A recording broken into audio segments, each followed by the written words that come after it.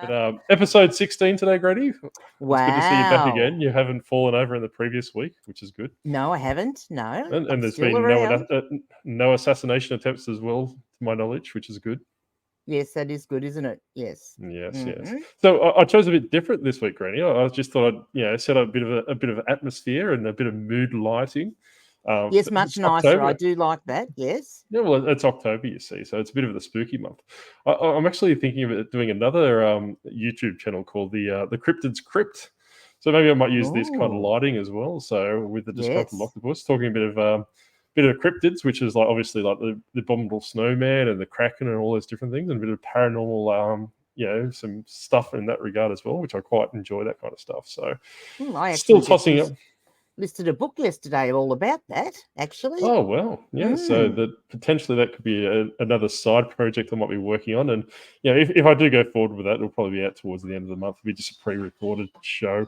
And that'll be something to look forward to. But what's new, Granny? What's new on your side of the fence? Well, on my side of the fence, the weather is lovely, which is great. Makes you feel good when there's a bit of sunshine around.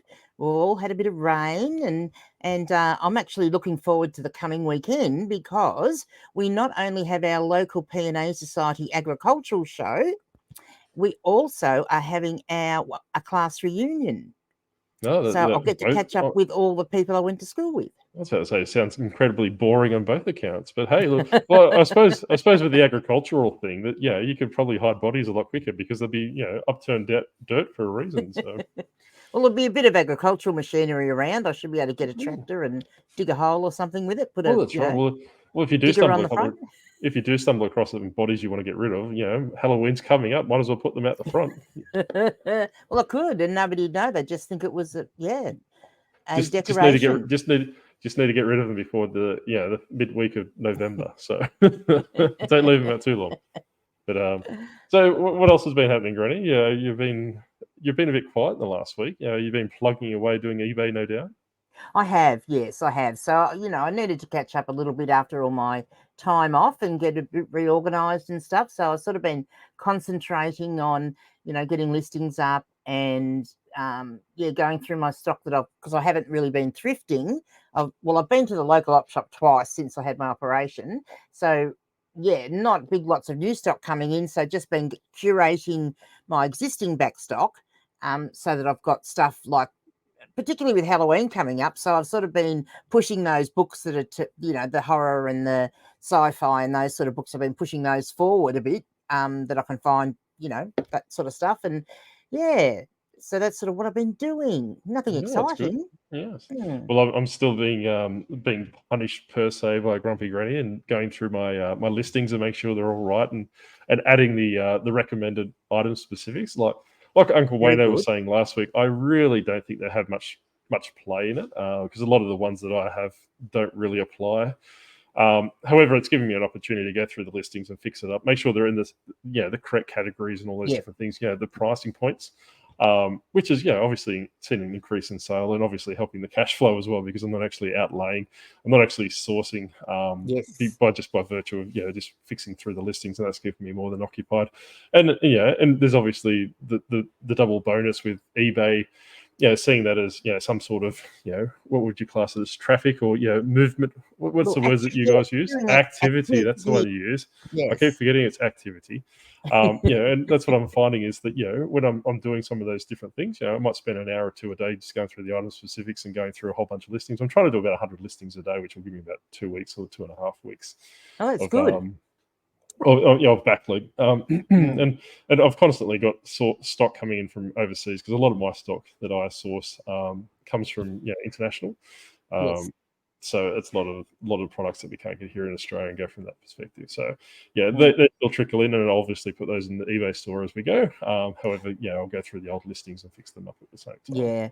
Look, I think with the item specifics, it's really dependent on the category that you're selling into, because in some categories it's far more important than it is in others. Look, and I'm going to say this because in every category there are item specifics that really we as sellers just think, oh, that is such a ridiculous thing they want us to fill in. But, look, the algorithm does like to have at least those required item specifics filled in. So you are going to go up higher in the search results, theoretically, if you do fill them in with something that is suitable. And you're better off so, when you click on the little arrow and get the drop down box, you should choose something out of there, preferably, unless you really have to make up one of your own, because that's how people are going to search, by what's already there. Yeah, and that's something, and that's correct. And I suppose before we go too much further, what we're going to talk about today is pretty much this time of the year, we find a lot of eBay resellers and a lot of resellers come into the market just by virtue of, necessity, or, they find that, that they've got products laying around the house that they want to get rid of. And then, they find eBay and all those different things. Yeah, a lot of the YouTubers do their welcome to eBay, 101 in January, just to catch that New Year's Eve catch. But we're going to do a little bit of an episode regarding, welcome to eBay, welcome to reselling. But it's not going to be focused just at, new resellers. It's also going to be ones that are established, or even, ones that have been in the space for a little bit that probably need a little bit of a helping tentacle to get on top of it before Christmas season comes around. But you're 100% right, Granny, is that you want to steer away, and I can't say this, stern enough, is do not put in made up words or stuff just to be funny, or just to be, for lack of a better term, shits and giggles, just in the custom fields, because like putting NA or nothing, or X, none of your business. I see often. Well, that's right. I've actually seen none of your business the other day, which I thought was hilarious. That's by virtue of me using a sell similar off that listing, and quite properly I closed it down, and actually created my own listing. Because like when you do sell similar, those item specifics drag across as well. That's right. So you got to be very mindful of what you're actually doing and actually reading through. Just don't, running through as much as you can, because you could be trying to sell similar off someone's listing that's completely broken, or that has no way of materializing. Once again, you might have been lucky and actually seen that listing come up. It might never come up again. So, and I guess what people often don't realize is that people that when they go in and search for something, so if I, for example, went in and searched for I wanted to say a teal coloured shirt like this, I'm going to write, go in, I might type in, women's shirt, and then there's all those item specifics come up down on the left-hand side, and you can click in the boxes to filter down the details in there. But teal, for example, doesn't come up in there. So unless I've put teal in my search, I'm going to get the option, and I'm probably going to choose blue, because that's the closest colour to teal. So if you go and put teal in the item specifics because it's not there, and you put it in, that's not then going to be picked up by the person that does that little, filter down by those item specifics in the left-hand side. Yeah, and that's something that we find pretty common in Facebook groups, and obviously doing a bit of research online as well. Just to, a lot of people don't know what the item specifics are, and they're kind of keywords that actually give you that amplification of your listing in the search category. So make sure that, like I said, that if it's not applicable, or there's obviously that, like Granny said, that you can't put teal in. For the teal example, like she said, either put blue or green. Probably green's a bit of a stretch, but you probably put those ones. But don't make your own one up, because it's not going to materialize in one of the drop down boxes. So that's right. So and likewise, examples of that are like, say, colour's probably the most predominant one. But if you've got something that's burgundy, you choose red in your item specifics. And things like that. So you can't, don't make up the colour and put that in the item specifics, because that won't help you. I'm just trying to think of other examples of that. I mean, books are a completely different, because most of the item specifics are either ones that you do need to add in your own thing, like the title of the book and the author, because not all of those are going to be found in those drop-down boxes, but most of the other stuff already is. And, look, you might have a book, say, that's when you go to do the edition and you can't find one that's suitable, well, just have a look, because if it was published in England and you've got it in Australia, it's going to have been an international edition for you to have actually got it here in Australia. So, you can find what you need to choose if you actually think about it just a little bit. That's right. And don't embellish as well. Like, don't make outlandish claims, it's a first edition where it's, obviously it's not a first edition. Or if you don't know what a first edition is, don't put it down as a first edition. Yes, Grumpy Granny might have to do a little video on that one day, because that's probably one of the biggest things I see when, when I look around, or if I'm comping, and people will have, first edition, but it's actually a second impression, which, we could go into that, but we won't. A second impression is not a first edition. Yeah, so and Grumpy Granny's got a bit of a backlog of videos that she's been making, because apparently the public call for Granny to make it a tutorial video on our My Post Buddy that Paul Laurie's done. So yes, they have asked me to do that. So, and I've actually been chatting to Paul, and he's going to have an update ready in the next few days. So I'm actually going to wait until the update's done, and then I will make that little instructional video. I think there's also going to be one coming out later this week, which is going to be how to zhoosh up your eBay store, so how to make your banner and what other things you can do on your store page. And without obviously giving away the byline, but do you think it actually helps conversion rate? Probably not. Look, it's hard to say. I mean, I've got a lot of followers for my store, and I mean, as you build up your business, if you're selling the same type of things, you may not necessarily get that happen as much if you're an everything seller. But when you've got sort of more certain niches, you will have people that start following your store because they know that you have that product quite often. And people that are into, say, vintage books, for example, will follow my store to see what new books I'm getting. So they might be attracted by something that I put on the front page. Yeah, but it's not a big thing. But again, it's ticking off the little boxes that eBay likes you to do, isn't it? Well, and that's exactly right. Yeah, we could argue all day, black and blue, if it actually, what eBay wants and what eBay gets are two different things, and if it actually does help, with conversion, all those different things. But I think we better start at the start, Granny. If we're going to do a tutorial video for new eBay users, I think we better just, I suppose, start at the start. And I think my first number one tip would be for new eBay buyers, eBay sellers, is to be an eBay buyer first and foremost. Basically, might be a case of that. You want to know how the platform works. There's no better way to me than seeing how the product arrives to you and what's actually what you can do better. So if you're looking at selling for example vintage books or something along lines of that, this is a pretty pretty expensive hobby to get into, but if you are looking at sourcing a product or something that you can, and this is something we'll talk a little bit about later as well, is that you need to be able to get that product. So don't go start buying vintage books and seeing how Grumpy Granny sends them to you and how you can work out how to sell it better and how to package it better and all those different things, what you should be focusing on. But you're wasting all that time if you can't source that product. And that's a lot of things.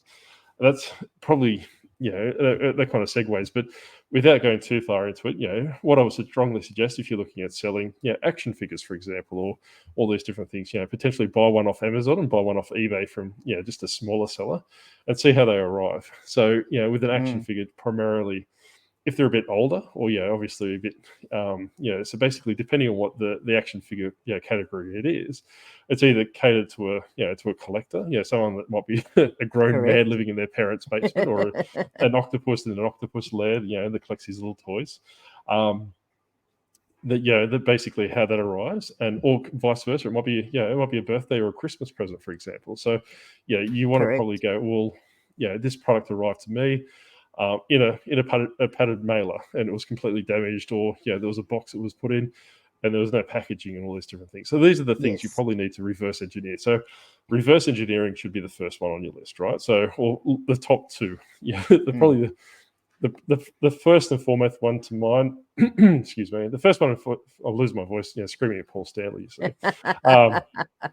The first one should be look into the category, learn the niche, but don't do a deep dive until you can actually get that product.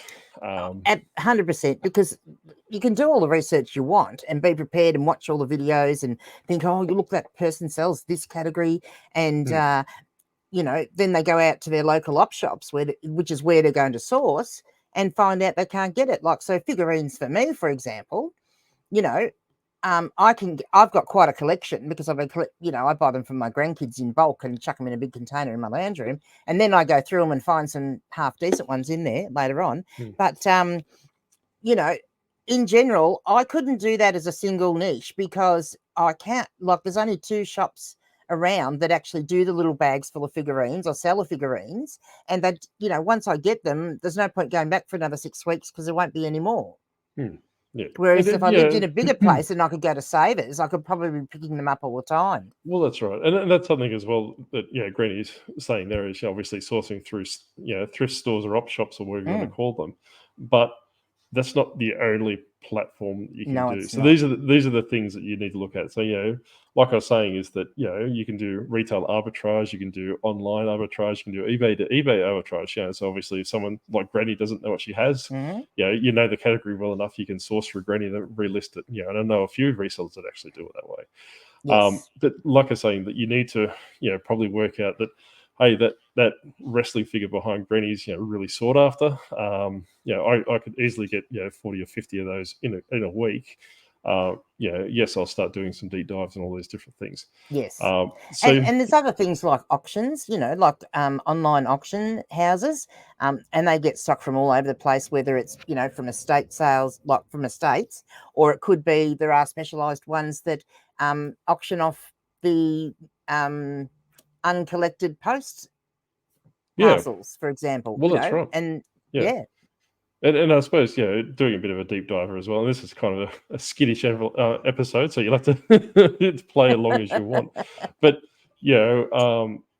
but you need to learn your collector's market, right? So, like I said, if you're selling towards collectors, obviously that action figure that behind Granny is that, maybe it might be 25 years old. So you're never going to find it new in package, right? So, you might need to look at what a collector would expect. Obviously if it's missing 3 arms and 2 legs, they mightn't be sought after or mightn't be as priced as high as the other products.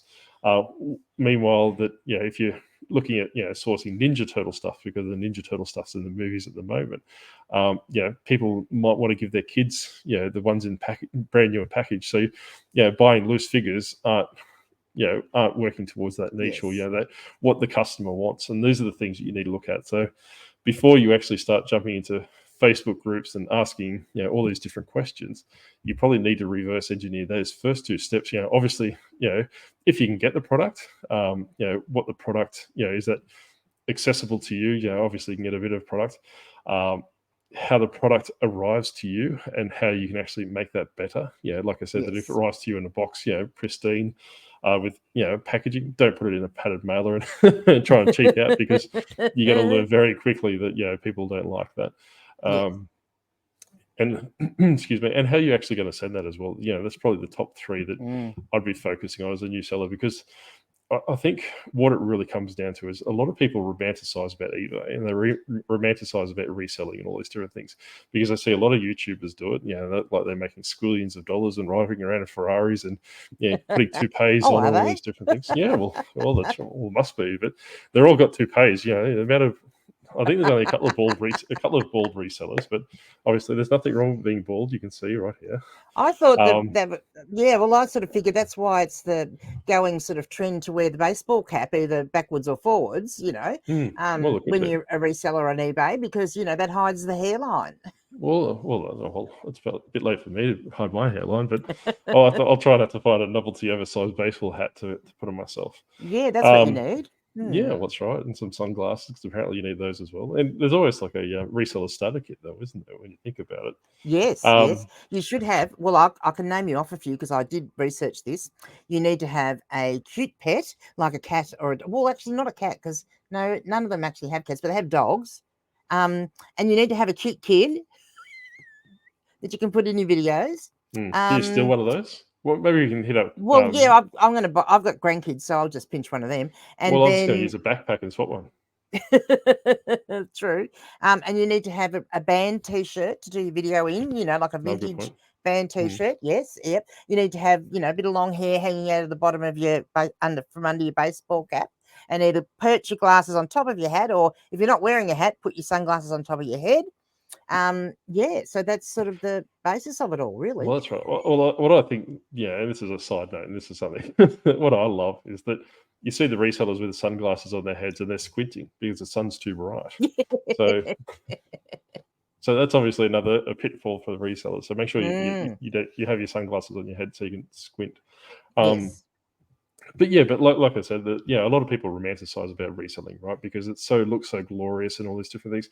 And don't get me wrong, there's a lot of resellers, and especially in our community, that portray the traps and pitfalls and all those different things. So it's not all rainbows and roses. Yes, they are not quite all rainbows realistic. and unicorns. That's right. But there's, on the flip side, there are people in the reselling community that make it look like it's a glamorous job, with the sun and surf in the background all the time. And you can just walk into a thrift store, you can walk into an op shop and get $800 worth of products for $3 and all these different things. Meanwhile, they haven't showed the 5 other thrift stores that they've walked into and walked out of with nothing. Well, that's right. So that doesn't make interesting content, does it? Like, no, it doesn't. But I suppose and this is not so much aimed at new resellers either. It's the ones that are in a bit of a funk, that they're basically doing it for a little bit, not really much of a long time, so that they don't have that length of experience, opposed to not to say that they don't know what they're doing, but they don't have the way that that the platform moves, obviously goes up and down and all these different things. That they might have not had sales for 2 or 3 days, then all of a sudden it's the end of the world because they're having spectacular sales, then things are stopped. So it's eBay's not, and it never will be a steady stream of income. Some days you might have $2,000 or $3,000 days, and other days you might have 0 days. You might have 6 returns, and you have to outlay $1,800 for those returns or something along the lines of that. So that's right. That's something that you need to be very mindful of. Obviously, if you're working as an eBay seller, and something that you need to be mindful of, especially moving into the Q4 period for established resellers, right? Because it's well and good, but eBay. As much as and this gets raised a lot. This is not new knowledge, but eBay will pretty much force a return on you, one way or another. So either you accept the product back, or they'll let the buyer keep it and they'll force a refund. So there are things that you can avoid. So obviously seller protections and all those different things, but the seller protections probably come into play about 10% of the time. Yes. So. True. People buy, like we were talking about before, like an action figure brand new or very, very good condition. Then they send back one that's completely smashed or a different one entirely, and all these different things. And eBay's solution to that is that you need to provide them with a 50% refund if you meet a certain criteria. So you're losing half your money first up. So you need to do that initially. Then obviously you can follow up with eBay and try and get the rest of your money back, and spread the good word about this buyer and all these different things. But you need to be very, very, very mindful that this period is especially with the state of the economy, obviously, believe it or not, or choose your own adventure in regards to that statement. Exactly. It's very bumpy. And the other thing is that until you get at least 12 months under your belt, you've got nothing to compare it to. So you can say, like in June, I had, really great sales and all that sort of thing. Well, yes, you probably did, because that's when the tax returns in Australia were coming back, if we look at the Australian thing. And this would happen in other countries too. At that particular time of the year, which their time of the year is going to be different to ours. And then they say, get to, August, maybe they're not doing so well. And then you look at September, well, okay, you feel like sales aren't great. But then if you compare September this year to the same time in September last year, how are your sales? Until you've got enough to do that comparison, you can't do it. And also, the other thing I worry about too with new sellers is that whole thing of Q4 is going to be great. Q4 is going to be great. Well, look, it could be, but it's all dependent on what category you're selling in, isn't That's it? right. Like, some categories are going to do a lot better in Q4 because it's the type of stuff people are going to buy for gifts for Christmas. And that sort of thing. Or, you might have, you might do Christmas decorations, that sort of stuff is going to sell even better. And those stores are going to do a lot better than, say, your average secondhand clothing store. Well, or that's vintage exactly bookstore, right. Well, that's exactly right. Yeah, you find, where Granny said 12 months of data, I'd stretch it out to 3 to 5 years minimum. Well, yes, and that's but and that's I was just saying you can't compare anything until you've got at least no, and one year. that's what I'm saying is that I like for the last couple of years has been quite quite up and down like a roller coaster, right? So a lot of the established resellers, we'll call them that, that's not derogatory or otherwise. They may have appeared in the COVID times where that you could list something for an obscene amount of money, and because all that free money was flowing around, people were buying it, and like video games is a classic example of that, right? So I was selling maybe 3DS games for $70 or $80, and I can't even clear them out for $20 now. Yeah. And that's something that I've found personally in my store in the last, like since Granny had a go at me. It's not so much just doing the item specifics or the recommendations. You need to go through your listings. You need to go, oh, hang on, this has been sitting there for a while. Why is it still sitting there? Then you obviously do a comparison across other listings, and you notice that your list is for $75, and the now market price is $24. Exactly. So this is something you need to constantly do as well. And it might even be a case of you doing it whilst you're a smaller store. If you've got about 20 items in your store or something like that, it might be worth once a week, maybe choosing 2 or 3 listings and just going through them on a weekly basis. And obviously, as you get bigger stores into the thousands, it might be a case of doing maybe 5% a month or something like that, just to keep those different things going. Is because a lot of people, especially overseas on YouTube, are reporting that they believe that eBay's algorithm has shifted to a higher sell-through rate. So that like I said, we're just basically reporting what we're hearing. And if that's the case, that's very important. You go through your listings and make sure that your prices are current, because you want to get that sell-through rate as high as you can, because potentially it might push more traffic towards you. And you might be able to sell the more obscure items that you've been having sitting around for a while. Or on the flip side is, if you've been sitting around, you've got a DS game that's been sitting around for 5 years, take half of what it's worth and reinvest that money if you need to, or something along that. So these are the things that we find that crop up quite often, don't we, Granny? Yes, we do. And look, I will give you've raised 2 very important things there, and I'm going to put in what I think should be number 3 and come in straight after those, is that as soon as you can, like when you've even got your 20 item store, is a good time to start. Make sure you have a SKU system. Look, and sometimes you've got to have more than one SKU system. Like, for example, I have 2 SKU systems, because the SKU system I use for my clothing, actually I have 3 now I think about it. The SKU system I use for my general clothing doesn't work for my jeans, because I store them differently. And neither of those things actually work with my books. So I have 3 separate SKUs, but regardless of how you do it, have a SKU system. Don't wait till you've got 1,800, 1,900 items in your store and think, holy moly, I can't find this book or this pair of jeans because I don't know where it is. And whereas if you had that SKU system all along, you won't have to have that worry. And the SKU system it's something retrospective as well. So it's not, if you haven't got a SKU system like our beloved uncle was looking for a DVD the other day. I don't know how he does it. I honestly don't know how he does it. And it goes back to what I was saying earlier about the revising your listings. It might be just a case on once a week. You spend maybe 2 hours retrospectively doing your SKU system. It's something that needs to be done, and it's very important because hypothetically, if it is a very good Q4 system, Q4, sales area, quarter, yes, your quarter. That's the word I was after. It might be a case that See, these human words, it's quite hard. Everyone under the water has their own language for all different things. Yes. But I think it's a case that you need to look from a perspective of saying, hey, look, it's not broken. I'm still going to fix it. So you have to do all these different things. And you can also do a mini stock take at the same time. It might be just going into eBay and printing out 5 listings. Like a page of listings, 250, whatever the first page you got set up. Find those, make sure that they're still in stock, and apply the SKU system to it. Start at 001, then work your way up, then put those in a place that you know where to find them. Because following other YouTubers like Daily Refinement, for example, he's saying that you should be able to find your item and process it within maybe a minute or 2 minutes, all those different things.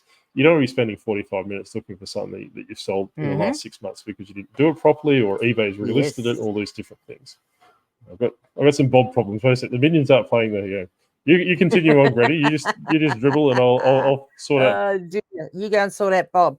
Yes, so it's really important because it's happened to me early on in my earlier days that I lost a book, and luckily it was on the Friday, so I didn't have to post it till Monday. So I had 3 days to find it, and in the end, I think it took me a couple of hours the first day, probably an hour and a half. I looked the second day, and it was on the third day after 4 hours I found that book, and I thought I knew where everything was, but this was a very small little book and it had fallen down behind the other books. Now, if I'd had a SKU system, I would have known that it should have been in that row of books, and I would have pulled that row of books out and found it straight away. Even though it wasn't in the row, it had fallen down behind it, I still would have known to have pulled it out and found it straight away.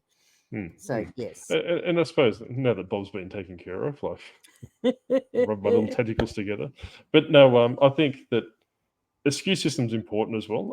However, you need the appropriate storage space or the appropriate storage system as well. Obviously there's no use putting it 001, 002, then scattering it all over your Octo layer and not knowing the hell you put it. Very true. But I don't like, whilst it's important to have a SKU system straight up, do not, and this is for new sellers, obviously, or people moving into new niches, don't go out and buy $5,000 worth of storage supplies, shelving and all these tubs and all these different things, because you might, and like we were talking before, is that you might be able to you stumbling across a bulk lot of a certain product. For example, Granny might sell guitars.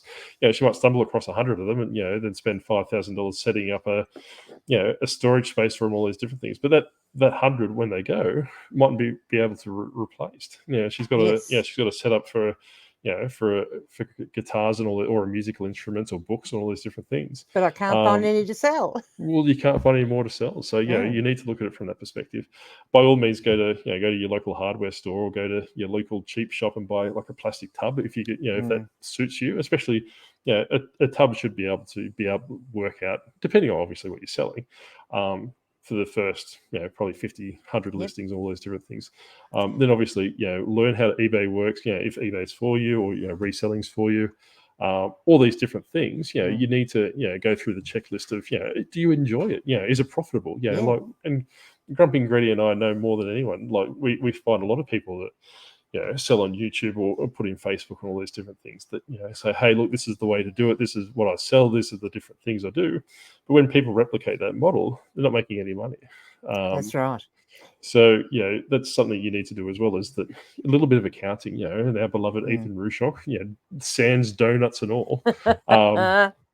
It might be a case of reaching out to an accountant and saying, hey, look, we're getting some accounting software and all these different things to just to do a breakdown, like a line by line initially. So all these different things you need to be looking at, because reselling, especially eBay, it's not a case of just going into, to an op shop or a thrift store or your local Walmart or Big W and just picking up a product off the shelf and go, hey, this sells for 5 or 6 times the amount because of scarcity or, it's in demand at the moment. I'm just going to replicate this and off I go. There's a lot of other things that come into play, like tax, storage, sending, returns, and all these different things that people don't talk about. And then that's right. And it's all those little expenses that add up. And, you quite often see, well, there still are a lot of eBay YouTubers that I see, not necessarily, I mean, there are some in Australia, but also overseas, and they're selling their items for very small amounts. So they're making a very small margin on those items. So they need to sell lots and lots and lots and lots and lots of them to be making a decent living, and that's one of the things. But that's okay if that's your model, but you need to work out if that is sustainable for you. So you need to know exactly how much your expenses and your income are so that you can actually work that out. Yeah, and that's something that, I suppose that I would, with brand new resellers, right, I would probably steer away from that model. Because, I'm not saying that that's the wrong model to do all those different things, but, like YouTubers, for example, that, you have mentioned that, do that model, is that maybe a lot of their income comes from YouTube. And, by selling those smaller products, it gives them something to actually put on their YouTube channel. Because, if they go, hey, look, Granny, I sold this life-size skeleton for $300, and that's all they sold that day. Their YouTube video wouldn't be very interesting because they only sold one product. Where they're offsetting their eBay revenue by selling, very small, maybe 50 small items for $1.20 each, making 13 cents profit.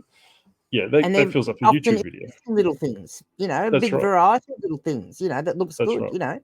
So, and that's something that, you probably want to steer away at the start, is because, regardless or not, you need to take into consideration your price per an hour, right? So, if you're working full time and you're doing this as a side gig and you've got some expendable hours that you could probably use to do things, by all means, you're probably you're willing to sacrifice and say, hey, look, I'll set this thing up. I might be only working for $6 an hour until I get it up and go from all these different things. But when like we were talking about before, is if you're selling thousands and thousands of little trinkets for $1.13 each, and they're all individual and they're all different SKU systems and all these different things, this is completely different to a replenishable product, right? If you've got a replenishable product, there's 1,000 of the same thing that makes you $1 profit. Good, there's nothing wrong with that model, because if it sells, you get $1 and put it in an envelope and send it off. It's not time consuming, it's not taxing. Easy, quick, not time consuming. It's replicable. But if you go to the op shop and buy 16 different yarns of wool and 13 different odd knitting needles and all these different things, and they go for $1.02 plus postage each, this is where you're going to run into trouble. You run into burnout, and you run into all these different things as well. And all my granny said about it before as well is that you have to look at the cycle of the year as well. Because a lot of people, for example, they might be selling bras, or they might be selling jeans, or they might be selling all these different products, but these aren't the products that traditionally move in Q4. That's personally, 100%. it might be, and there's something we'll talk about later, is like the international market. It'd be perfect for the international market because obviously they're moving into the colder months up north. So that jeans might be able to do that. But if you're a brand new seller with 3 feedback and all those different things, international buyers mightn't necessarily see your items, let alone purchase your items and all these different things. Absolutely correct. And if you've just started out too, you have to be aware of to how to set up your international shipping, and to make sure that you don't stuff that up, because postage for us to pay to send something overseas is quite expensive. So you need to have it all worked out to make sure that you are actually covering that in your listing. And one of the biggest problems there is you will find a lot of people will do the free post option, and that doesn't come into play with international, but that whole free post can be very misleading, because they might sell something for a book, for example. They might sell it for $17 or $18 and think, oh, that's a good sale. By the time they take off the cost of what it's costing them to post, and the padded mailer, and the cost of the label, all those and all the other little bits, as you say, like tax and whatever else, little the cost of your power and all that sort of stuff, you're actually going to be lucky to make 20 cents, I'd say. Well, you'll probably be in a loss. And and that's something that we'll probably touch into the postage section now, is that there's no use moving into an established market. For example, if you're selling collectible action figures, right, and every other seller that quite big in that respect, they might be doing free postage. You can't come in and just say, well, I'll do plus postage. So you really need to know what your market's doing, and the market will dictate what is free post and paid post, because we find a lot in the Facebook groups and a lot of on Reddit, and a lot of all the different circles we swim in, is that it's constantly come up, is it prepaid, is it free post or paid post, all these different things, and it's like, well, which is best? Well, that's right, but there's no context to these questions. You don't tell me, hey, look, I sell Funko Pops, or I sell bras, or I sell jeans, or I sell hats, or I sell all these different things. That you need to give us a context, because a lot of people will go, oh, free post or paid post, or free returns or paid returns, but a lot of people don't understand is that what they're selling is dictated by the market and dictated by their competitors. Is that especially being a new seller or established seller moving niches, is that you can't just go, well, hey, I sell Funko Pops and always do plus postage, therefore I'm going to start moving into jeans and I'm going to do plus postage. Jeans might be free postage. That all these different things, or it might be a combination of free postage or paid postage, all these different things. You can't just take one niche and apply it across the board. You need to do your research. So that's right. And that's probably one of the biggest things that you hear people talking about when they're getting asked, a lot of the live streams. Like, people will ask, should I do free post? Should I do plus post? And look, I've said it time and time again, I've done both, and I made a decision which way I would go. And I think that that's what you should do as a new seller. You should trial it for yourself, because don't listen to this person or that person. We can tell you what we do, but that's applicable to us. So what you should actually do is do a trial yourself. And, I did it for a month and made the decision of which way I would go. So I'd done one version for 6 months. I tried the other way for a month, and then I changed to that because it works a lot better for me. But that's me. So you need to trial that yourself. And I think that's with postage, that's one of the biggest things I would recommend to everybody. Work it out for yourself. Like, yes, listen to advice, but look at what everyone else in that niche is selling, how they're doing it, whether it's free post or plus post. And if it's a combination, especially, either way, like, do a trial and see how your sales go and how it works for you, and make the decision then. Yeah. Now I've had my little rant, haven't I? Well, that's right. That's exactly right. A lot of people, and this is going to be the octopus's rant, right? This is what really makes me disgruntled. This is probably what puts the disgruntled in my name, is that people, they don't have ownership over their business. It's almost that, that they romanticize about leaving the 9 to 5 and, working for themselves. But, and as much as I hate saying this, and like I said, this is not derogatory to anyone. If you fall into this category, get better. Is that it might be a case that, that they may be suited to a 9 to 5, or they might be suited to working in a position where they're told to be what to do. Hey, this is your job today. This is what you're going to do, and you're almost like a spoon feeding situation, right? Where they go, oh look, I really rather work for myself and do all these different things. Then you find that they stay in bed till midday, and that they get up and do an hour's worth of work. Then they're reaching out to the octopus saying, hey, I'm not making $3,000 a week. What's going on? Because I've been watching this YouTuber. You really need to have a bit of ownership behind yourself and have the prerogative. If like Chris Furlong, for example, he didn't quit his job straight up. He went on a leave of absence. Then seeing if it was right for him. Maybe if you've got the ability to do that, potentially, if you want to work for yourself and all those different things, and go full time, or aspire to live the high life and all those different things, is it a case that you're able to do it? There's no use if you've got no self-motivation or no nothing like this, or like we were talking before, if you don't know, there's no use quitting your job, then putting on Facebook saying, hey, I lost my job or quit my job last week, looking for bulk deals of XYZ. This is the kind of thing. And by no means is this is to have a go at anyone that loses their job.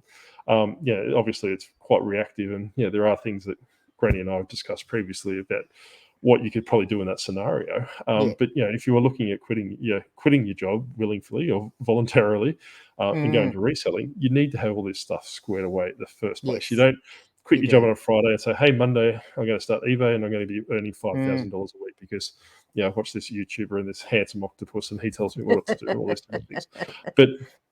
But what it really comes down to is actually having some ownership. That the amount of times that we see in Facebook groups and Reddit posts and internet and all these different things, that people say, "Hey, what do I do?" Or who sells DVDs or who sells video games? What video games do I need to look out for? And all these different things.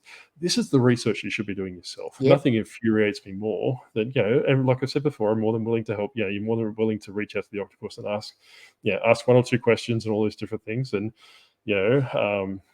sea salt rub if you obviously want to get this glowing orange complexion. But these are the things that you need to do. You need to do your own research. That people will be more willing to assist you if you say, "Hey, look, Mr. Octopus, I've got a question regarding video games. I'm looking at sourcing 3DS games. I know I can go overseas and bring in 3DS games this way. Do you know if they will work on the system? Like, for example, the Nintendo 3DS is region locked, right? So there's no use getting them from North America because they won't work in Australia. Or vice versa. There's no use, exporting them from Australia to North America because they won't work on their consoles. So these are the things, you've provided, you've done a little bit of research to the person you're asking a question to say, hey, look, I've done this research, but this is the roadblock and all those different things. And you'll find people are more receptive to help you and all these different things. Exactly. But on the flip side, different thing too, that basic question of, instead of saying, what brands can I sell? how do I do this? If someone was to ask me, how do I find out? What's the best way to find out what brands to do? You're probably going to have people more receptive to actually help you not give you the answer to your question, but tell you where to go to find that answer. Yeah. Because, if you're going to get spoon-fed and say, sell this AYBCD brand and, spend this much money on each item, you're going to learn nothing. Nothing will That's be right. And retained. crawl in a bit closer, and the octopus will give you a bit of a hint. If they're talking about it on YouTube, it's already a saturated market. Very true. Very true. So basically, obviously if they say, hey, go look for Levi jeans, every man and their dog's looking out for Levi jeans, right? So, or go look out for Nintendo video games or DVDs and all these different things. These are saturated markets, and by no means do people owe you anything. So if you reach out to someone and say, hey, look, I see you sell video games, where do you get your stock from? Why would they want to tell you where they get their stock from? Because, and this is, like I said, this is not to ever go at anyone in particular. People do learn, and these are the different things, but you're basically trying to become their competitor, right? Yeah. So if they give their supplier and say, hey, I use XYZ supplier down the road, give Bill a call and he'll hook you up with an account.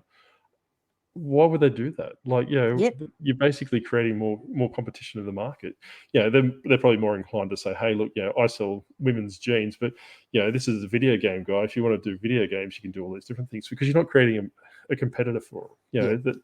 So when you see people in Facebook groups like asking for suppliers or all these different things, and you see the laugh reacts, and you see like Grumpy Granny goes, oh, Octopus, why are you laughing at this comment for? It might be a case of that. Why would these people? It's unrealistic for these people to give you their trade secrets. And it's, you're looking at it from a business perspective, right? And a lot of people think, and this is not to take away from the community, is that a lot of people think that reselling's chummy and everyone gets along and everyone gives each other high fives and all those different things. It could potentially and we do. Yeah, that's right. But it could be potentially a front for YouTube, right? So obviously people are going to be more receptive to watching a YouTuber that's friendly and say, hey, look, keep an eye out for these and keep an eye out for these and all these different things. But but on the flip side is that people are running businesses and they need to understand that. So you need to basically look at it from a business perspective. If you're looking at it from a community perspective, or you're looking to make friends and all those different things, you're probably in the wrong area. And this is not to say that I haven't got good friends in the reselling community and all those different things, and we help each other out all the time. But we know the limits. I wouldn't go out to Uncle Wayne and say, hey, look, where do you get your DVDs from, mate? And which DVDs are the best ones to look for? He'll probably tell me because Uncle Wayne he's pretty good. He probably would, yes. But on the flip side is that he wouldn't say, hey, look, go down to this place and ask for Joan and go all these different things, because that's his business he's running and all these different things. So these are the things that you need to look at from starting your own business or moving into the space, is do your research, because you'll eventually come across your contacts and all these different things, and you want to guard those contacts quite closely. But you're also, like we said, this you might join the daily refinement group, for example, and those people in there are more than happy to help you if you ask a question. But that they want some they want some expectation you got skin in the game. Like, don't join a group like that and romanticize it, saying, hey, look, I'm going to join this group, and we did a review of it a couple of weeks ago, which is met with mixed colors, put it that way. But it was a case that, use the product for what it is, right? So you're not going to join that group and make $100,000 straight away. You need to build your thing, and don't go in there and say, hey, look, I started reselling yesterday. I want to sell jeans. Which are the best jeans to do, and what the jean sources and all these different things are. It's either you're going to get scammed because people are going to go, hey, reach out to me and I'll hook you up. Or people are going to just ignore you because you haven't done the research into it. So research is a very key one. And that goes back to what we were speaking about the first, learn the niche, learn if it's replicable. Because, I'm not going to want to spend 4 hours of speaking with you on Instagram or on the phone, all these different things, about a niche that I know back to front and happy to divulge to you. If that information is going to either be thrown away or say, really, thanks, but I only came across 3 of these things this week and I can't see them ever again. I won't see them for 3 years. So these are the things that you need to look at from a different perspective, to say, hey, look, we are in a competitive environment, especially, and when the economy gets worse, if it goes that way, I'm not saying it will or won't, but things will start tightening, and those people that were happy to divulge information previously might start being more and more tight with their information, all those different things. And eventually you finish up, you do get yourself a circle of people within the community that you do mingle with and interact with really well, and you'll probably end up finding that little support group for yourself. But again, that's not something we can spoon feed you, but you do That's right. find that little support circle. So, for example, Octo, if you happen to pick up a pair of jeans of a brand that you've never seen before, you're going to come into and ask me and say, have you seen these, Granny? Are these any good? And I'll say, oh no, they're crap, put them back. Yeah, that's right. And I'm not going to do that because they are a good brand and I don't want him to sell them. I would be honest, because we're friends and that's what you do. And I don't really see Octo as any great competition in the jeans market to me. But but and the same thing, if I picked up some weird little model figurine thing and I think, oh, that kind of looks a little bit like the thing that I saw Octo had last week, I'll ask him if that's what it is. I mean, I'd probably be more inclined to pick that up and actually post it to him and let him sell it, if it was something like that, but so you do get a support circle, but you can't expect to just come into into social media and into groups and expect to be spoon-fed all the information and spoon-fed a group of support people too. That's right. And I would go as far as to say, and this is not going to be a popular opinion by any standard, so make sure you comment down below and tell me how wrong I am, or in this case, how incredibly correct I am. And please don't forget to subscribe to both this channel and Granny's.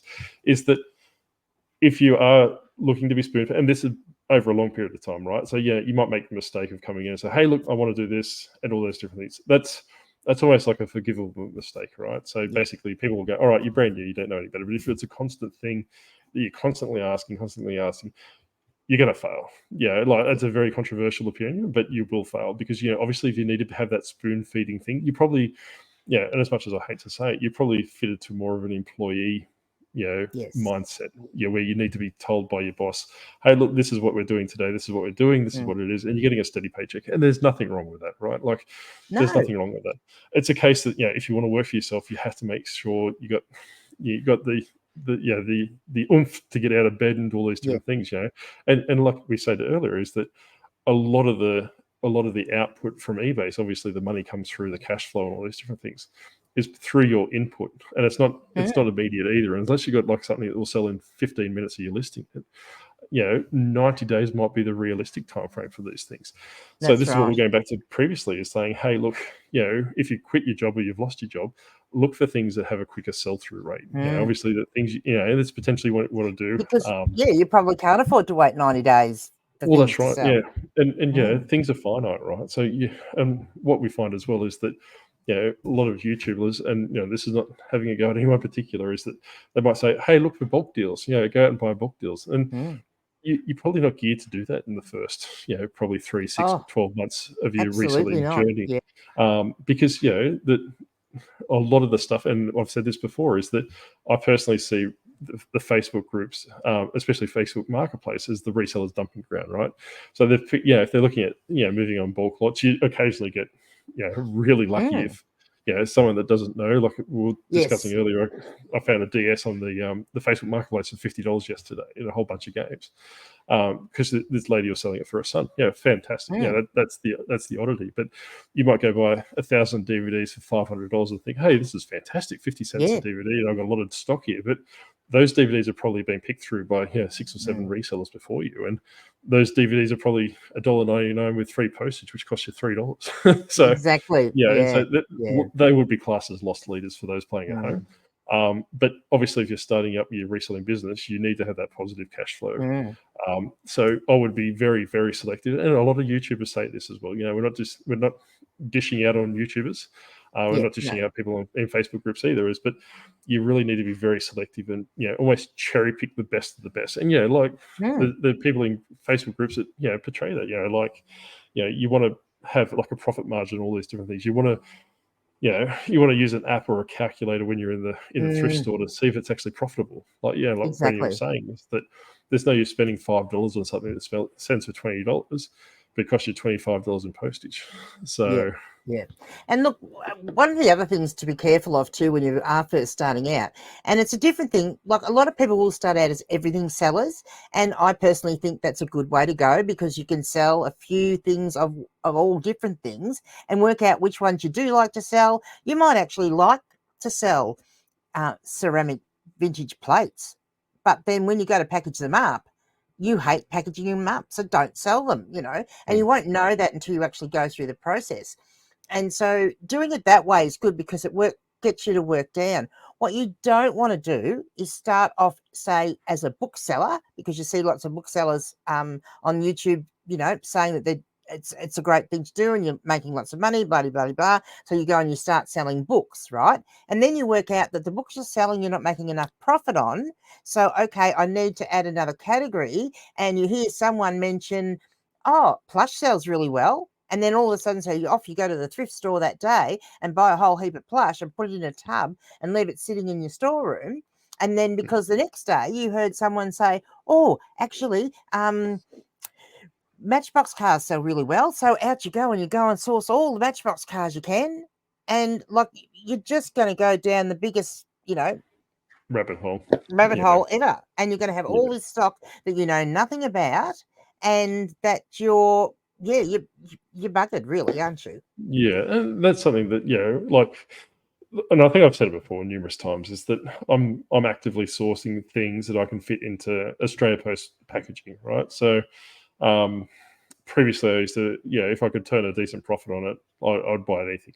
But like Granny's hit the nail on the head, is that you have to look at it from a perspective. It's not just listing. You have to actually send the thing off and store the thing. Like, if you're ceramic plates, for example, that you might have them on your storage shelf or your rack in the garage, and you might have a book behind it. You try and reach over and grab the book, and then all of a sudden $400 worth of plates just fall on the ground and smash.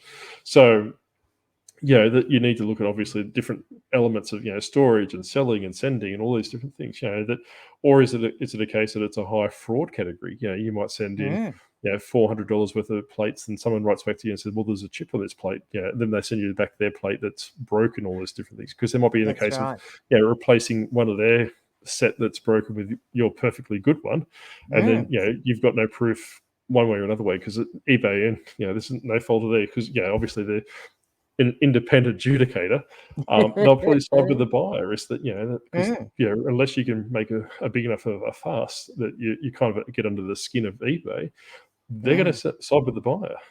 This is something you need to look at. Is that, but like I was saying, and this is what daily refinement and tech and sports portray as well, is that you should be replicable.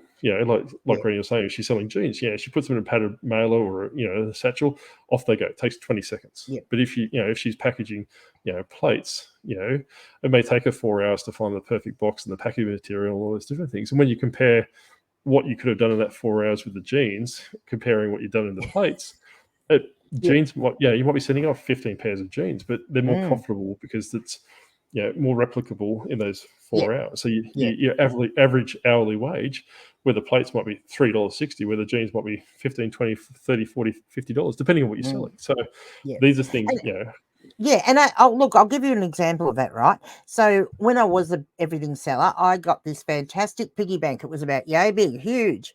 It was a 1950s mid-century modern kitsch piggy bank. Absolutely beautiful thing. I think pretty sure it cost me like $1 at a garage sale, and I sold it for something like $70. So look, for getting a profit of a single item, it was great money. But then when I had to go and package everything, I had 36 parcels to do that day. Now, that one item took me longer than it did to package up all the other 36 items. And I'm like, by the time, and I left it to last. I'd done all the other items, and then I packaged up that last one. And that was when it went bingo in my head that this is not profitable for me time-wise, because the time that has taken me to package up that one item, I could have packaged up 35 other items. So really, what's going to make me more money? Selling 35 items and packaging them up, or selling that one item that is also in a market that you have to find the right buyer for, or selling something that I can replicate. So, that I'm making a decent profit of. So, yeah. And I think a lot of people don't have that epiphany until it's the expense of something else, right? So if you've got a family, for example, and you go, hey, look, I'm going to do all these different things. If you're a single person, and and like I said numerous times, if it's your first job, it's probably a fantastic environment to get into, to learn the structure, learn how to do it, because if you got into reselling when you're 13, 14, 15, all different things, and you've had it set up properly, your time is not as valuable as someone that has a family. And like you could argue until the sea cows come home, but are there such a thing? Sea cows? Yeah, there is. It's a manatee. Get with the Oh, program. Learn your yes, okay. animals. Yes, now I know But what you mean. you can argue until the sea cows come home. Thank you. If that's a worth the time. But if you've got a young family and you, like you said, you're spending 4 hours packaging something, that you'll have that epiphany quite quickly because it's coming at the expense of quality time with your family. And like we were saying, is that if you're selling jeans and making $6 profit on them, you could potentially, it really comes down to your sell-through rate and what you're selling. If you're selling 20 pairs of jeans a day and it takes you, an hour to send off 20 jeans, and you made $6 profit on each other. That works out, contrast to making $80 on a thing that takes you 4 hours. Yes. So you have to look at it from that. And like I said, that 4 hours is potentially cutting into family time that you're spending with your family or spending with your significant other or trying to take over the world. So these are the things you need to take into consideration. Or learning to play the guitar or, Well, that's exactly right. Or harassing Uncle Wayno. Like, it could be anything. Like, exactly. Yes. But the thing is, the matter is that, and this is me personally, and I think Grumpy Granny's in line with this as well, is that if you can source products that fit within your metrics, and a lot of other YouTubers say this as well, that but one of my metrics, and I don't think this comes up long, because metrics is normally associated with price points, right? But I look at it also from a postage perspective. So if it's a small square box that I can fit into another small square box, and it's going to cost me at the most $10 to post the bloody thing, I'll pick it up. As long as the profit margins, I'm not just going to pick up small boxes left, right, and center. But like I said, on the flip side is that if I see this massive big coat, and it's like, then I have to look at, is it authentic? Is it sought after? It's all these different things. How am I going to send the bloody thing? And all these different things, running through your head. And you don't want to be, I suppose, squirrel brained. To quote, a famous YouTuber. Yes. You don't want to be, and like, as much as I keep going back to tech, but he says this as well, is that, you almost want to go into the thrift store or the op shop or wherever you source. Go exactly to what you're looking for, then get out. You don't Miranda around. If you're doing RA, don't. If you're looking at doing toys or video games, go to the video game section, go to the toy section, get out. Don't go to the homewares goods, and don't go past the vacuum cleaners. All these different things. Go, hey, look, maybe I could do this. Just jump in, jump out, jump in, jump out. That's the easiest way to do it.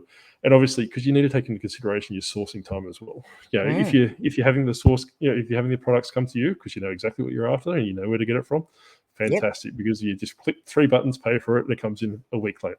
You don't have to worry about it. That's the extent of it. You're not wasting days and days and days. And if you do it that way, you might be able to do extracurricular activities. You might be able to, create a side hobby or a side business or something else that generates income. Because, and we'll probably talk about this in a later episode, is that you probably want to start creating multiple sources of income. You can't just rely on eBay. You can't just rely on Poshmark. You can't just rely on reselling community. Keep quoting him, but like Tech, for example, he owns a lawn care business and he's got all these different things running on the side as well. And that's probably something you want to do, not necessarily go out and start mowing people's yards, but you want to start looking at going, hey, look, I'm having the product come to me, so I'm no longer having to spend 2 days of sourcing. Instead of sitting down playing Minecraft or sitting down and watching TV like the octopus does, you should be looking at alternative sources of income and almost get to the point where you want to automate those as well. So then you're adding more and more sources of income through. So and look, on that point too, Octo, I think it's important that don't put every cent that you make of profit back into your business. Keep a small portion aside that you can use for when you're at that point that you think, well, this could be another good side hustle and I can do that. Because if you see the opportunities there and you think, that's going to work for me, if you don't have the funds to pay for it, you're going to lose it. Well, that's exactly right. A lot of business people, this is my perspective, and it's not not financial advice in any capacity, is that you can't reinvest 100% back into the business, especially if you're unemployed or you're relying on this money. This is purely from a reactive perspective. If you're working full time, 9 to 5, this is your side hobby. Reinvest all of it by 100%. Or like Granny said, get to a point where you've reinvested in enough that you can start dragging money out and putting into other side hobbies, like either shares or all these different things you could probably look at. But if it's you're in a dire straight situation, there's no use reinvesting 100% back into the business when you don't have food on the table, or you have all these other expenses are piling up because you've been told, or you're led to believe by people watching on YouTube or in Facebook groups, all these financial people that just pop out of the woodwork when when you ask a question on the Facebook marketplace. That you need to look from a personal perspective, and this is what probably the undercrux thing of the whole episode's been about, is that looking at from your perspective, no two things are the same. Like, Grumpy Granny and I run very similar businesses. Mine the world domination and her denture cleaning, but we do it completely different ways. We might say, hey, look, we're sourcing to Australian post packaging, or you might, if you're in the US or the UK, your appropriate packaging models over there, but we're sourcing two different things. So that like Grumpy Granny might reach out to me and say, hey, look, what's going on with this, or what do I do here? And I'm more than happy to help her, because it's a reciprocated relationship, right? And this is what I want to touch on a bit earlier as well, is that I don't ask Granny 101 questions. When she asks me, I just blindside her or ghost her. As much as I'd love to ignore her, she keeps coming after me, and she'll probably threaten to haunt me as well. But I've done that before already. But I think you need to look from a perspective is building relationships. And this is go back to the community as well. Is that I don't want to be seen as saying, hey, look, it's a very lonely job and it's a very cutthroat role, which it is to a degree, right? So let's not sugarcoat things, But on the flip side is, if you know something back to front, and something like, Grumpy Granny knows something back to front as well. So, hey, look, I'm more than willing to give you this in return to your knowledge. Don't give them everything, but basically, so, hey, look, I'm sourcing in these areas, you're sourcing in those areas. If you come across this is fantastic. Keep an eye out for this. And you might versa and say, hey, look, this brand of jeans or this brand of book, is phenomenal. So, if you ever come across this, look out for these and all these different things. And like Granny said before, is that it mightn't be worth my time, picking up 4 books and trying to sell them for $50. I just put them in a box and send them down to her, and she can deal with it. And vice versa. As long as it becomes like a mutually benefit. What would you hear? A mutually beneficial arrangement. And look, as an example, I did come across earlier this year a box of remote controls for TVs and video players and things. And I looked at it, and where I was, I knew they were going to be very cheap. And I know someone that sells a lot of those. They work something. Hey, is it Rockstar Flipper? He sells TV remotes. I sent them all the way to America. No, I didn't.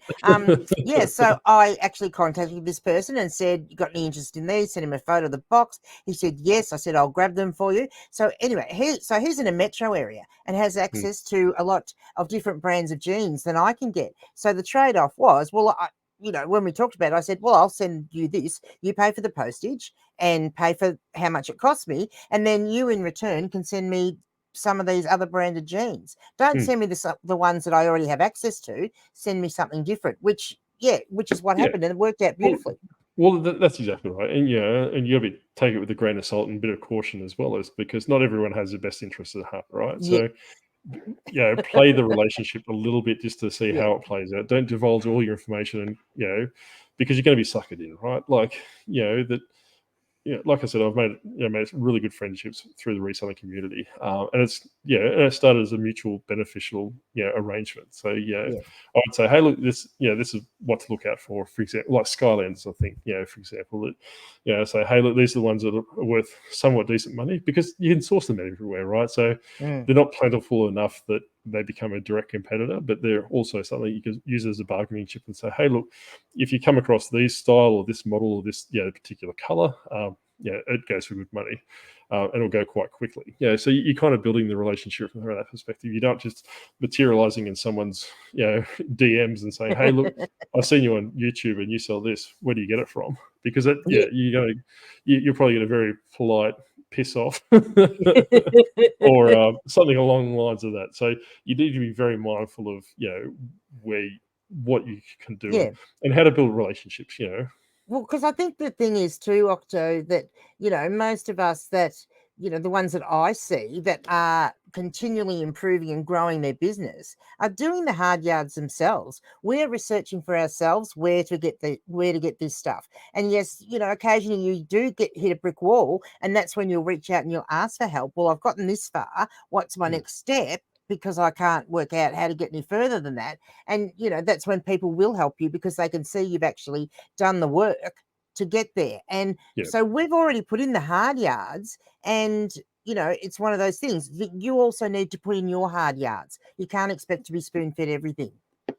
Well, and that's exactly right. You want to kind of build, do your research and all those different things, and there's nothing wrong with taking shortcuts, right? And I don't want to see this being a retraction on what we spoke about with the Daily Refinement Group a couple of weeks ago, but something like that might be like I said, it was a case by case basis, right? And depending where you are in your reselling community, reselling journey, it might be better to say, hey, look, I know as much as I can with the research that I've done. However, if I join a group like this or any other legitimate reselling groups, if you want to say it from that perspective, is that you might be able to go in there and speak to the person that controls the market, for example. That not saying that it's just localized to that one group. It could be any number of groups we haven't been in. Then say, hey, look, this is what I've done. This is how my business is set up. This is what I'm doing at the moment. All these different things. Divulge that information in a very confidential arrangement. Don't just put it on any Facebook page. That's right. But then this person might turn into a mentor for you. Obviously take you to that next step, because like Grumpy Granny was saying, is yes, you can do as much as you can, but there's a very fine limit to what you can actually do as an individual, right?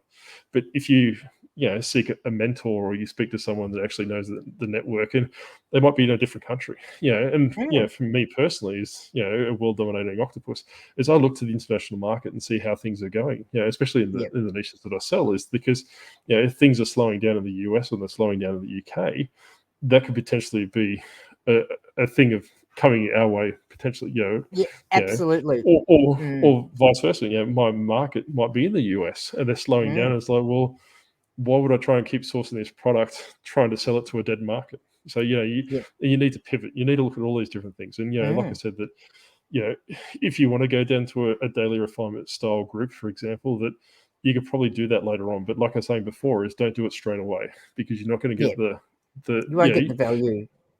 You could probably, I would spend probably, and this is probably conservative, is that you probably want to spend about 3 or 6 months researching your niche, learning all you can on YouTube, because be like a sponge and just suck everything up you can get on YouTube. And as we've said before, like with the Reseller Nirvana group, like get on the podcast and listen to that. That's just the cheaper version, like the I think it's about $9 for us in Australia, but listen to the podcast for 6 months. Yeah, that's right. So basically absorb as much information as you can until you hit that roadblock, like Grumpy Granny said. But then that's when you go, hey, look, I need to take this to the next level. I need to move into a group like that where it has the people that define niches, or you control the niches, like the top 10 of your quality listing report, the ones that you might fall 736 out of 4,000 sellers. The people in those groups that you might join might be the top 10 of those sellers. And say, hey, look, you're not big enough to compete with me, but therefore I'm happy to throw you some tidbits. They might give you a supplier, say, hey, look, I don't use this supplier anymore because I've outgrown them, because I need X amount of stock, but they can provide up to 250 units where I need 5,000. So they might give you that supplier, and that's something you can build from there. So these, because not everyone's against you, as much as I've probably said so in the previous. That, but like I said, it comes down to their personal situation as well. But on the flip side, is not everyone's looking out after you. Okay, but yes, like you just have to be a little bit wary and a little bit careful that you are, you need not to build spreading too much of your information with just anybody. Don't just put it on, join a group and then post it all. Yeah, that's right. So it's all about building a rapport with people, right? Because and they're if they're legitimate, they're probably in the same situation you are. So they're obviously highly cautious of who you are. So you need to obviously prove yourself and build some rapport and go from that way. So there's a lot of pitfalls and a lot of things. And like I said, this is geared towards probably new to intermediate resellers, and there's a couple of things that probably people have been doing for a while, because you don't want to fall into a rut, because like 10 years ago that you can always list your thing on eBay, set it and forget, and it'll eventually sell, and go from that way. And what I found previously when I first started on eBay is that I would list higher, knowing full well that the market would eventually go up. That the ones that cheaper that you will eventually sell, then it'll be your turn and you come in and you sell it. But it's almost in reverse now. Is that It is in things are reverse racing to the now, isn't bottom. it? That you Especially. almost have to list. You always have to list the cheapest to get that sale because eventually the market's going to go down. Especially in those saturated categories, because everyone, every day you go in, there's more listings of that particular item, and each person's trying to go lower than the other so that they get the sale. And you've just got to be very wary of that. So and that's something like you need to be very cautious of as well, and you have to go.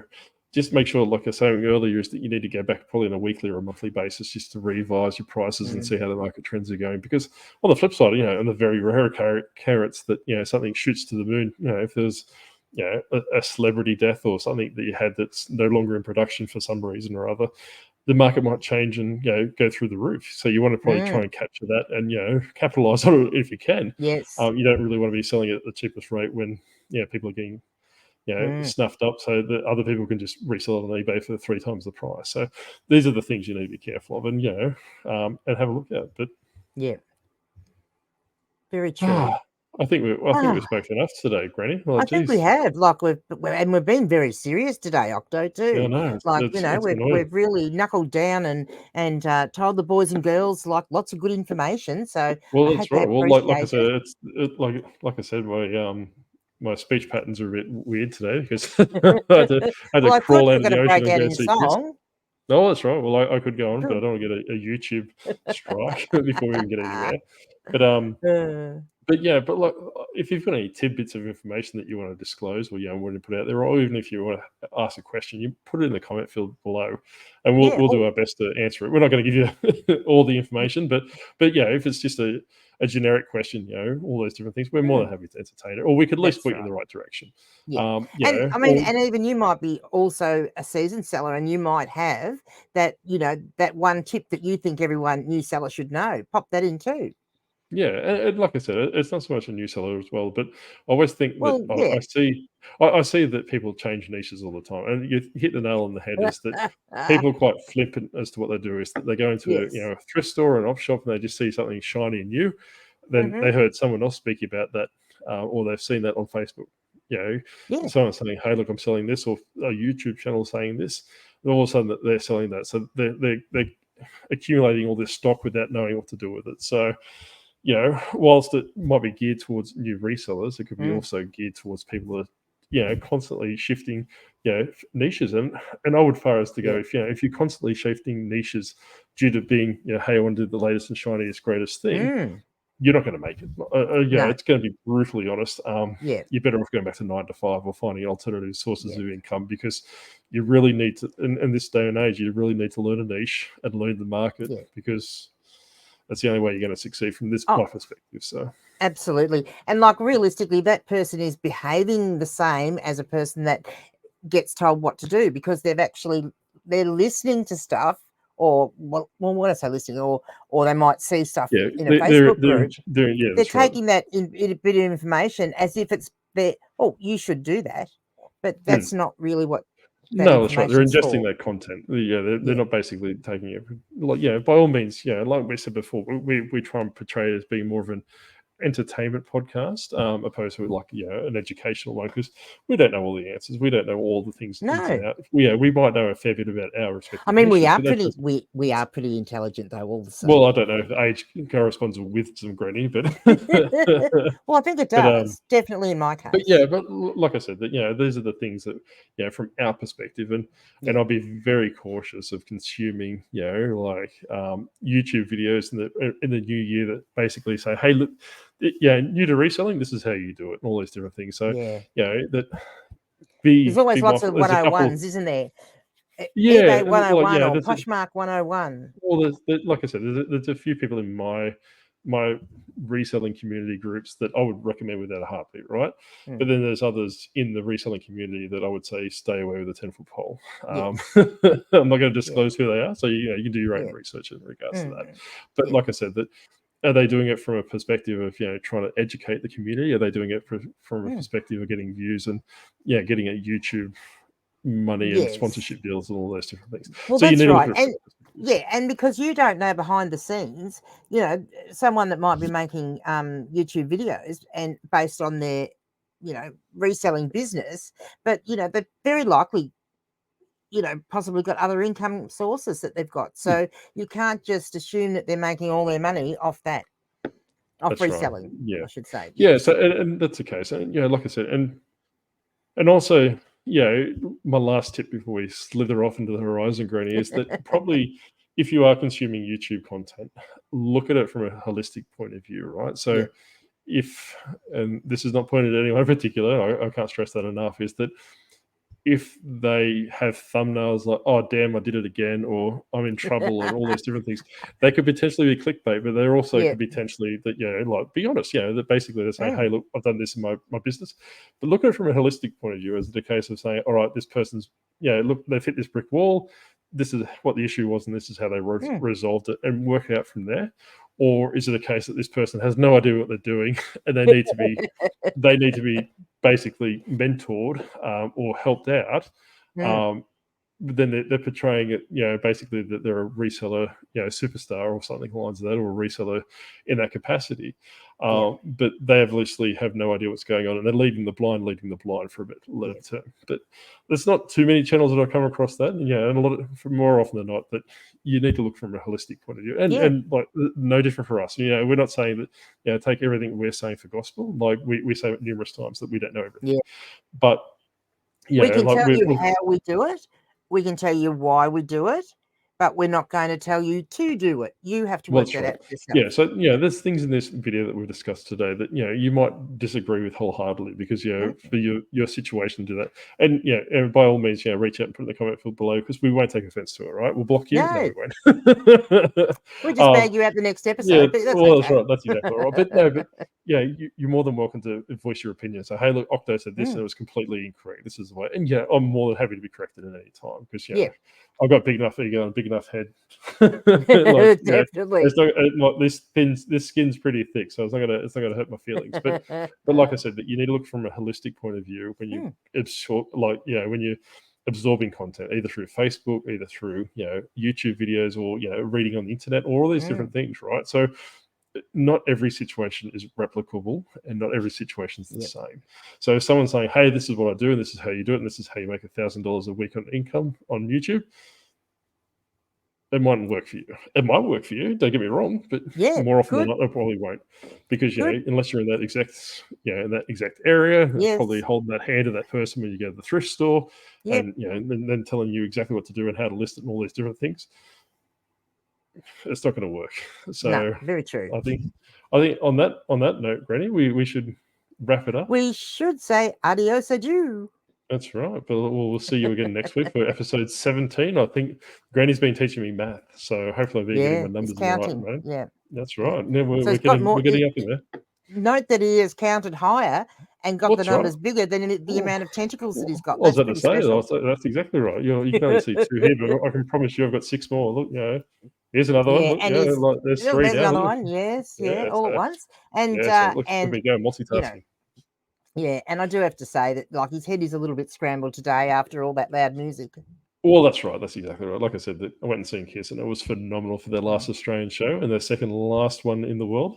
But no, like I said to Brenny, I'm a bit of a Kiss fan, much to Uncle Wayno's dismay. But I'll tell Uncle Wayno what I think of him later. But for another week, we'll see you later, and don't forget to check in. And Blake, before I do go, I'll just say, and Blake, if you're watching, I hope you are starting to feel better, and I hope that we'll see you soon. Yeah, well, we better start feeling better because our watch count was down last week, so he needs to get more. Yes, more I views. know. But make sure that if you do have the time to pop into our accountability live on a Thursday at 10 o'clock Australian Eastern Daylight Saving Time now, so the time zone's changed. And like we said, and Granny said in a Facebook group that she sent to me the other week, is that if there's a more suitable time that obviously that you want it on, we could potentially be open to running another show if it's that. But we want to see some people come in though. We're not just going to do it for so one person wants us to do it. So talk to us. But talk to us, or you're more than welcome just to sit in the chat. We'll engage with you then. But if you want to you want us to do a live, because John the reseller does hear the lives as well, and they're quite well received as well. So we're more than happy to to accommodate and help the community out where we can. But it's got to be somewhat workable for us as well, I suppose. Yes, But put the sketch out there, and we'll see what we can do. That's right. Well, make sure you subscribe to Granny on that side of the Grumpy Granny Flipper. That's right. So I'll put obviously her things are on the bottom. Subscribe to Lifestyle Reseller, which is Blake, or Life of a Reseller, I think he is as well. Because he needs all the help he can get. You'll need to start selling some stuff to buy a new hat by the looks of it. Don't forget to click subscribe on this video if you like it, and make sure you comment below, and we'll see you again next week.